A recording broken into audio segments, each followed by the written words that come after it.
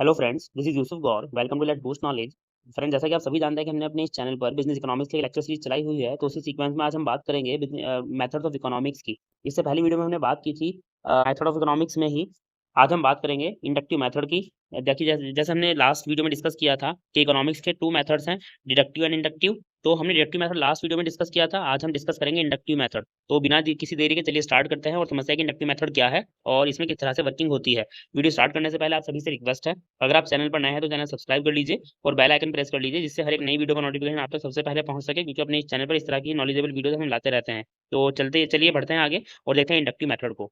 देखिए, अगर हम बात करें इंडक्टिव मेथड की, तो जो इंडक्टिव मेथड है वो डिडक्टिव मेथड का जस्ट अपोजिट है। डिडक्टिव मेथड में हम क्या डिसेंडिंग प्रोसेस फॉलो करते हैं, या डिडक्टिव मेथड में हम डिक्रीजिंग प्रोसेस फॉलो करते हैं। जो इंडक्टिव है, इसके नाम से जैसे थोड़ा बहुत क्लियर हो पा रहा है, इंडक्टिव का मतलब होता है टू इंक्रीज, मतलब इंक्रीज होना। इसमें जो हमारी प्रॉब्लम प्रोसीड होती है वो असेंडिंग प्रोसेस में प्रोसीड होती है। इसको पढ़ लेते हैं थोड़ा सा। देखिए, कुछ पॉइंट मैंने यहाँ पर ऐड किए हैं। इंडक्टिव मीन्स टू इंक्रीज, इसमें हम इंक्रीजिंग प्रोसेस को फॉलो करते हैं और जो प्रॉब्लम है वो इंक्रीजिंग वे में आगे बढ़ती है। सेकंड पॉइंट है इसमें, it is an ascending process, मतलब ये जो इंडक्टिव मेथड है ये एक असेंडिंग प्रोसेस को फॉलो करता है, मतलब इंक्रीजिंग ऑर्डर में चलता है।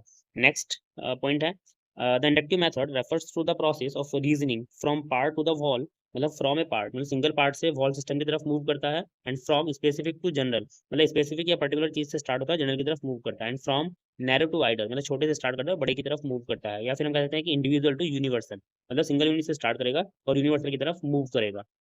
मतलब अगर हम एग्जांपल के थ्रू समझें कि अगर जैसे सपोज करो हमें कोई प्रॉब्लम सॉल्व करनी है, हमारे प्रोडक्शन में कोई प्रॉब्लम, तो उस प्रॉब्लम को सॉल्व करने के लिए हम इंडक्टिव मेथड यूज करना चाहते हैं, तो हमें क्या करना होगा, सबसे पहले हम सिंगल यूनिट की प्रॉब्लम को समझेंगे कि इंडिविजुअल यूनिट में क्या प्रॉब्लम है। जब इंडिविजुअल यूनिट की प्रॉब्लम हमें समझ में आ जाएगी, फिर वही जो मेथड है उस प्रॉब्लम को सॉल्व करने का जो मेथड हमने यूज किया था, वही मेथड पूरे सिस्टम के ऊपर अप्लाई कर दिया जाएगा। डिडक्टिव में हमने क्या किया था, डिडक्टिव में हमने पहले मेथड को पूरे सिस्टम के ऊपर अप्लाई करके देखा था और फिर वन बाय वन हर एक यूनिट की प्रॉब्लम को सॉल्व किया था। लेकिन इंडक्टिव में क्या है कि पहले हम सिंगल यूनिट के ऊपर मेथड को अप्लाई करके देखेंगे। अगर वो फॉर्मूला या वो मेथड हमारी प्रॉब्लम को सॉल्व करता है, तो वही मेथड सभी पूरे सिस्टम के ऊपर अप्लाई कर दिया जाएगा। इसमें मतलब यूनिवर्सल, इंडिविजुअल टू यूनिवर्सल चलना है, मतलब सिंगल यूनिट से हम स्टार्ट करेंगे और पूरे वॉल सिस्टम की तरफ मूव करेंगे। चलिए अब इसका एक बार प्रोसेस देख लेते हैं कि इंडक्टिव मेथड का प्रोसेस क्या रहता है। देखिए, जैसे 4 स्टेप्स हमारे डिडक्टिव मेथड में थे, सिमिलरली 4 स्टेप्स ही हमारे इंडक्टिव मेथड में भी। Observation, pattern, tentative hypothesis and theory. मतलब देखिए, इसमें हम क्या करेंगे, पहले ऑब्जर्वेशन करेंगे, मतलब सिंगल यूनिट के ऊपर किसी एक मेथड को अप्लाई करके देखेंगे क्या ये जो मेथड मैं यूज कर रहा हूँ या मेरी प्रॉब्लम को सॉल्व कर रहा है या नहीं कर रहा है। तो वो क्या हो जाएगा, ऑब्जर्वेशन हो जाएगा कि आपने स्टार्टिंग में ही सिंगल यूनिट के ऊपर उसको ऑब्जर्व करके देख लिया कि वो मेथड सही है या नहीं है। फिर सेकंड स्टेप है पैटर्न, हमने ऑब्जर्व कर लिया मेथड कि हाँ ये मेथड ये हमारी प्रॉब्लम को सॉल्व कर रहा है या नहीं कर रहा है। उसके बाद हम उसका पैटर्न फॉलो करेंगे, मतलब उसके जैसे में जो मेथड है उनको और इकट्ठा करेंगे। मतलब हम इसमें देखेंगे कि अगर हम ये मेथड यूज़ कर रहे हैं, तो इस मेथड को यूज़ करने के लिए कौन-कौन सी चीज़ें हमें स्टार्टिंग में अज़्यूम करके चलनी पड़ेगी या उसका पैटर्न हमें किस तरह से फ़ॉलो करना पड़ेगा।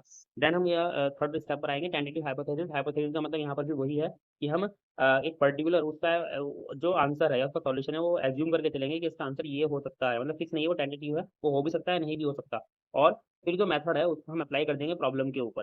ठीक है? जब प्रॉब्लम के ऊपर मेथड अप्लाई कर दिया जाएगा, तो वहीं पर जो हमारा हाइपोथेसिस है वो वेरीफाई हो जाएगा। अगर हाइपोथेसिस के जितना ही हमारा आंसर आता है, तो इसका मतलब हमने सही तरीके से मेथड यूज़ किया और यही मेथड हमारी प्रॉब्लम को सॉल्व करेगा। लेकिन अगर आपका हाइपोथेसिस मैच नहीं करता है, तो आपका हाइपोथेसिस नल हो जाएगा और आपको मेथड चेंज करना पड़ेगा। तो ये था प्रोसेस इंडक्टिव मेथड का। तो इस वीडियो में हमने इंडक्टिव मेथड को कंप्लीट किया।